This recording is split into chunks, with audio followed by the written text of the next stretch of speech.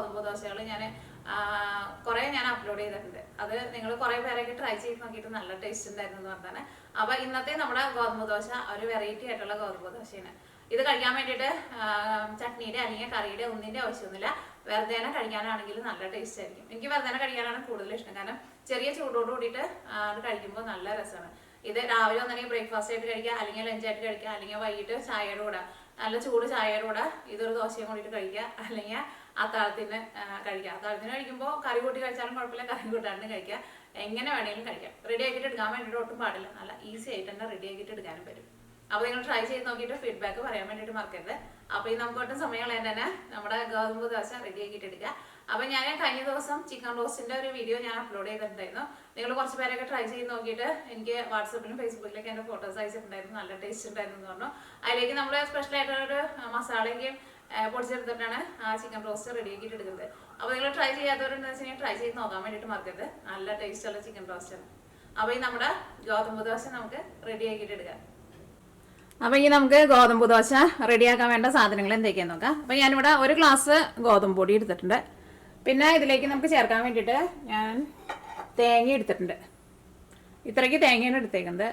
അപ്പോൾ ഇതിൽ നിന്ന് നമ്മളൊരു 3/4 ഭാഗം തേങ്ങ നമ്മൾ ഗോതമ്പ് പൊടിയുടെ കൂടെ ചേർത്തിട്ട് മിക്സിയിലിട്ടിട്ട് നന്നായിട്ടൊന്ന് അരച്ചിട്ടെടുക്കും. ഇത്രയ്ക്ക് തേങ്ങ എടുക്കുക. പിന്നെ വളരെ കുറച്ച് ഇത്രയ്ക്ക്, പിന്നെ ബാക്കി കുറച്ച് പണി കിടക്കണ്ടേ. ഇത്രയ്ക്ക് തേങ്ങ നമുക്ക് ഇതിൻ്റെ ഈ മിക്സിലേക്ക് നമുക്ക് അരയ്ക്കാണ്ടും ചേർക്കാം. അപ്പോൾ അങ്ങനെ നമ്മൾ ദോശ ഉണ്ടാക്കുമ്പോൾ നല്ല ടേസ്റ്റ് ആയിരിക്കും ദോശയ്ക്ക്. ഇനി നമുക്ക് ദോശയിലേക്ക് ചേർക്കാൻ വേണ്ടിയിട്ട് ഞാനിവിടെ ഒരു ചെറിയ സവോള നല്ല പൊടിയായിട്ട് കട്ട് ചെയ്തിട്ട് എടുത്തിട്ടുണ്ട്. സവോള അല്ലെങ്കിൽ ചുവന്നുള്ളി ആയാലും കുഴപ്പമില്ല. ഇതിപ്പോൾ ഈ വെള്ള കളറിലിരിക്കുന്നത് ഇത് മറ്റേ മഞ്ഞ കളറുള്ള സവോള കേട്ടോ. കഴിഞ്ഞ ദിവസം കടയിൽ പോയപ്പോൾ എനിക്ക് ആ സവോളയാണ് കിട്ടിയത്. പിന്നെ എനിക്ക് ഇതേപോലത്തെ ഒരു വെളുത്തുള്ളി എടുത്തിട്ടുണ്ട്. വെളുത്തുള്ളി നല്ല പൊടിയായിട്ട് കട്ട് ചെയ്തിട്ട് എടുക്കണം. പിന്നെ എരിവിനനുസരിച്ചിട്ട് പച്ചമുളക് ചേർക്കാം. ഞാനിവിടെ ഇതേപോലത്തെ 2 പച്ചമുളക് എടുത്തിട്ടുണ്ട്. പച്ചമുളക് നല്ല പൊടിയായിട്ട് കട്ട് ചെയ്തിട്ട് എടുക്കുക. പിന്നെ കറിവേപ്പില, പിന്നെ 1/2 ടേബിൾ സ്പൂൺ ചെറിയ ജീരകം എടുത്തിട്ടുണ്ട്. അപ്പോൾ നമുക്ക് ഇത്രയും സാധനങ്ങൾ മാത്രമേ നമ്മുടെ ദോശ റെഡിയാക്കാൻ വേണ്ടിയിട്ട് നമുക്ക് ആവശ്യമുള്ളൂ. പിന്നെ നമുക്ക് ലാസ്റ്റ് ഇതിലേക്ക് ആവശ്യത്തിന് ഉപ്പും ചേർക്കണം. അപ്പോൾ നമുക്ക് ഫസ്റ്റ് എന്ത് ചെയ്യുന്നത് വെച്ചിട്ടുണ്ടെങ്കിൽ മിക്സിയുടെ ഒരു ജാർ എടുക്കുക. ഈ ജാറിലേക്ക് 1 ഗ്ലാസ് ഗോതമ്പ് പൊടി ചേർക്കുക.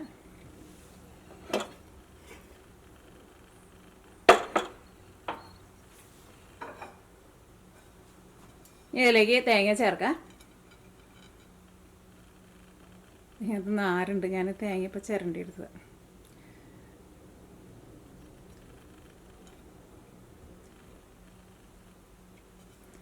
ഇപ്പോൾ ഇതേപോലെ ഇങ്ങനെ കയ്യിൽ ഇങ്ങനെ ഒരു പിടി തേങ്ങയായിട്ടോ ചേർക്കണത്.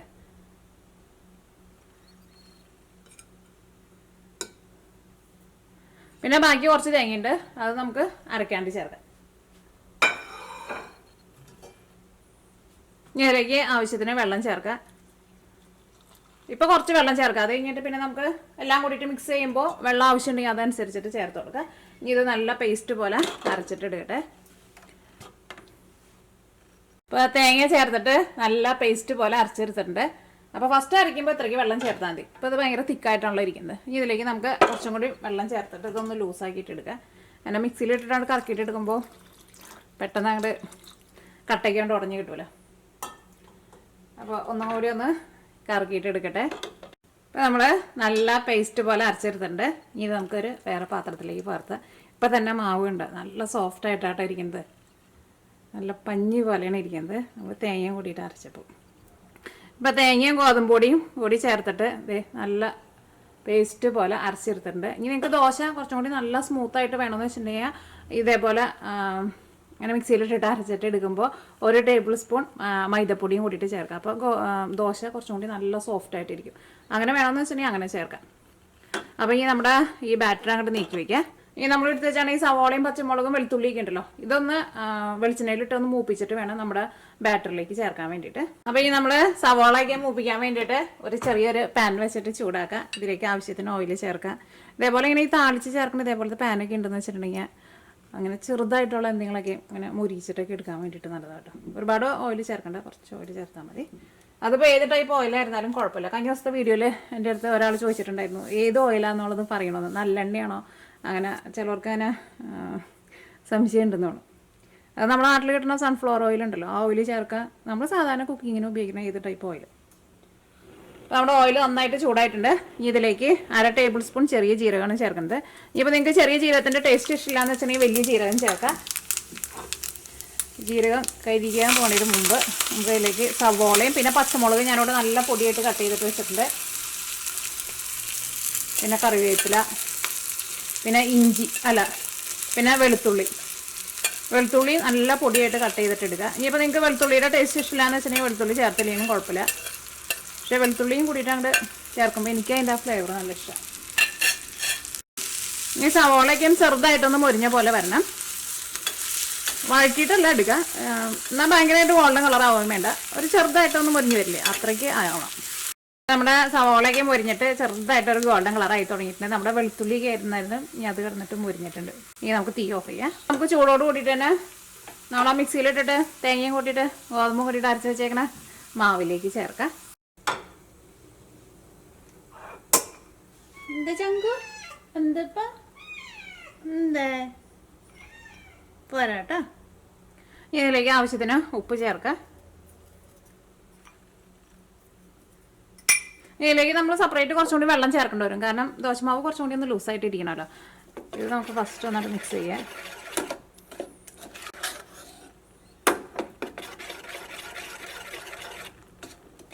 ഇനി നമ്മൾ മാറ്റി വെച്ചേക്കണ കുറച്ച് തേങ്ങ ഉണ്ടല്ലോ, ആ തേങ്ങയും കൂടിയിട്ട് ചേർക്കാം.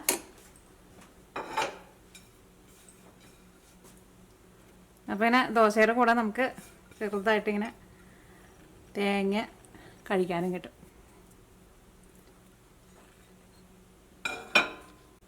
ഇതിലേക്ക് ആവശ്യത്തിന് വെള്ളം ചേർത്തിട്ട് ഈ മാവ് ഒന്നും കൂടി ഒന്ന് ലൂസാക്കിയിട്ട് എടുക്കാം. വെള്ളം ചേർക്കുമ്പോൾ കുറേശ്ശെ വെള്ളം ചേർക്കാം. ഒറ്റയടിക്ക് കൂടുതൽ വെള്ളം ചേർത്തിട്ടുണ്ടെന്ന് വെച്ചിട്ടുണ്ടെങ്കിൽ പിന്നെ നമുക്ക് രണ്ടാമത് പിന്നെ പൊടിയൊക്കെ ചേർക്കേണ്ടി വരും. ഇതിലേക്ക് നമുക്ക് ആവശ്യത്തിന് ഉപ്പ് ചേർക്കാം. ഇങ്ങനത്തെ ദോശയിലേക്ക് അധികം ഉപ്പിൻ്റെ ആവശ്യം ഉണ്ടാവില്ല കേട്ടോ. കുറച്ചുകൂടി വെള്ളം ചേർക്കാം. അത് നിങ്ങൾ ഫസ്റ്റ് ഒരു ദോശ ഒന്ന് ഉണ്ടാക്കി നോക്കാം. അപ്പോൾ നിങ്ങൾക്ക് ആ വെള്ളത്തിൻ്റെ അളവ് അറിയാൻ വേണ്ടിയിട്ട് പറ്റും. അപ്പോൾ നിങ്ങൾക്ക് വെള്ളം വേണമെന്ന് വെച്ചിട്ടുണ്ടെങ്കിൽ നിങ്ങൾ അതനുസരിച്ചിട്ട് വെള്ളം ചേർത്ത് കൊടുത്താൽ മതി. അപ്പോൾ നമ്മുടെ ദോശ ഉണ്ടാക്കാനുള്ള നമ്മുടെ ബാറ്റർ റെഡി ആയിട്ടുണ്ട്. ഇത് ഇനി റെസ്റ്റ് ചെയ്യാൻ വേണ്ടിയിട്ട് വെക്കേണ്ട ആവശ്യമില്ല. ഇനിയിപ്പോൾ നിങ്ങൾക്ക് വേണമെന്ന് വെച്ചിട്ടുണ്ടെങ്കിൽ റെസ്റ്റ് ചെയ്യാൻ വെച്ചാലും കുഴപ്പമില്ല. ഇനിയിപ്പോൾ നിങ്ങൾക്കിപ്പോൾ ഈ ബാറ്റർ മുഴുവൻ വെച്ചിട്ട് ദോശ ഉണ്ടാക്കണ്ടെന്ന് വെച്ചിട്ടുണ്ടെങ്കിൽ ബാക്കിയുള്ളത് എടുത്തിട്ട് ഫ്രിഡ്ജിൽ വെച്ചിരുന്നാലും കുഴപ്പമില്ല. ഒരു 3-4 ദിവസം വരെ ഫ്രിഡ്ജിൽ ഇരുന്നോളൂ. അപ്പോൾ ഇനി ഇത് വെച്ചിട്ട് നമ്മൾ ദോശ റെഡിയാക്കാൻ വേണ്ടിയിട്ട് പോവാണ്. ദോശ ഉണ്ടാക്കാനുള്ള ദോശച്ചട്ടി നന്നായിട്ട് ചൂടായിട്ടുണ്ട്. ദോശച്ചട്ടി നന്നായിട്ട് ചൂടാണ് കേട്ടോ. ഇതിലേക്ക് നമുക്ക് കുറച്ച് ഓയിലൊന്ന് ഒഴിച്ചിട്ട് ദോശച്ചട്ടി ഒന്ന് തൂത്തെടുക്കുക.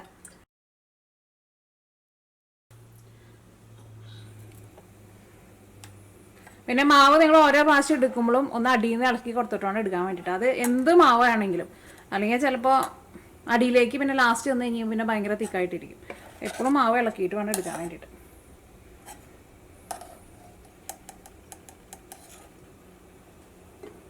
ഓയിലൊന്ന് ഒഴിക്കട്ടെ, തൊട്ട് ഓയിലില്ലല്ലോ.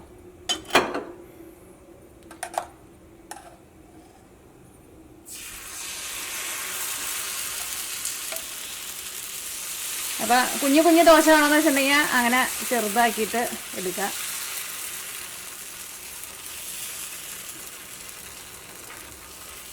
അപ്പോൾ നിങ്ങൾ ഓരോന്നും ഇതേപോലെ ഒന്ന് ഉണ്ടാക്കി കഴിഞ്ഞിട്ട് പിന്നെ നിങ്ങൾക്ക് ഇനിയിപ്പോൾ വെള്ളം വേണമെന്ന് വെച്ചിട്ടുണ്ടെങ്കിൽ നിങ്ങൾ അതനുസരിച്ചിട്ട് കൂടുതൽ വെള്ളം ചേർത്ത് കൊടുക്കുക. ഇപ്പോൾ വെള്ളം പാകണം. ഈ ദോശ നന്നായിട്ട് മൊരിഞ്ഞ് വരണമെന്ന് വെച്ചിട്ടുണ്ടെങ്കിൽ സൈഡിൽ കൂടെ മുകളിലും കുറച്ച് ഓയിലൊന്ന് ഒഴിച്ചു കൊടുക്കാം. നമ്മുടെ ദോശ നന്നായിട്ട് മൊരിഞ്ഞ് കിട്ടും. ഓയിൽ ഒഴിക്കാണ്ടും ദോശ നമുക്ക് റെഡിയാക്കിയിട്ട് എടുക്കാം കേട്ടോ. തീ ഒരുപാട് കൂട്ടി വയ്ക്കണ്ട. മാവ് ഒഴിക്കുന്ന സമയത്ത് തീ നന്നായിട്ട് കൂട്ടി വയ്ക്കുക. അത് കഴിഞ്ഞിട്ട് തീ നന്നായിട്ടൊന്ന് കുറച്ച് വയ്ക്കുക. ഒരുപാടല്ല, അത്യാവശ്യം നല്ലൊരു ചൂടിൽ വയ്ക്കാം. അപ്പോൾ നമ്മുടെ ദോശ നമുക്ക് നന്നായിട്ട് മുരിഞ്ഞ് വയ്ക്കാം. അത് തേങ്ങയും കൂട്ടി അരച്ച് ചേർത്തേക്കണതുകൊണ്ട് തന്നെ ഈ ദോശ കഴിക്കാൻ വേണ്ടിയിട്ട് നല്ല ടേസ്റ്റ് ആയിരിക്കും കേട്ടോ. അതങ്ങനെ നന്നായിട്ട് മൊരിച്ചിട്ട് എടുത്തിട്ടുണ്ടെന്ന് വെച്ചിട്ടുണ്ടെങ്കിൽ വേറെ കറിയൊന്നും ആവശ്യമൊന്നുമില്ല. ഇത് വെറുതെ അങ്ങോട്ട് കഴിക്കാൻ വേണ്ടിയിട്ട് നല്ല ടേസ്റ്റ് ആയിരിക്കും. അപ്പോൾ നമ്മുടെ ദോശ ഒരു സൈഡ് നന്നായിട്ട് മൊരിഞ്ഞിട്ടുണ്ട്. ഇനി മറ്റേ സൈഡ് തിരിച്ചിടാം. പിന്നെ 2 സൈഡും ചെറുതായിട്ടൊന്ന് മൊരിഞ്ഞ് കഴിയുമ്പോൾ നിങ്ങൾക്ക് അറിയാമല്ലോ. പിന്നെ തിരിച്ച് മറിച്ചിട്ടിട്ട് മൊരിച്ചിട്ട് ഇടുക. സൈഡ് ഒന്നും കൂടി ഒന്ന് മൊരിയാനുണ്ട്. മൊരിയട്ടെ.